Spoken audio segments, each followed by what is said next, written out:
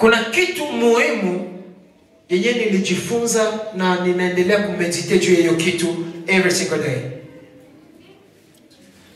Tulikuwa tunaongelea juu ya huduma ya kuimba, na mwalimu wetu akatuambia Asaf walikuwa wafanya wakiimba ni sauti moja ndio itasikilika, na akasema hivi waliongelea juu ya waimbaji utangulia, na akasema wakati waimbaji wako na imba njo pale Roho Mtakatifu ama glory ya Mungu inashukaka. Lakini ndugu yangu mwimbaji, niko nakwambia magharibi ya leo, glory ya Mungu haitashukaka maisha yako, haitashukaka wakati uko naimba, haitashukaka wakati uko na sifu kama umwache Roho Mtakatifu akutumie zaidi ya kawaida.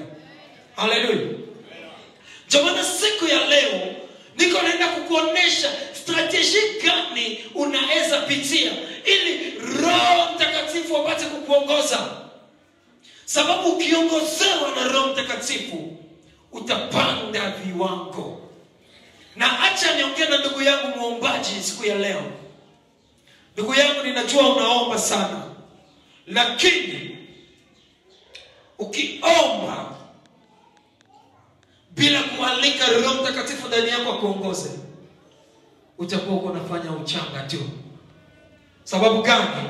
Biblia iko inaniambia hivi, maombi ya mwenye dhambi ni nini mbele zake? Ni kelele mbele za Mungu.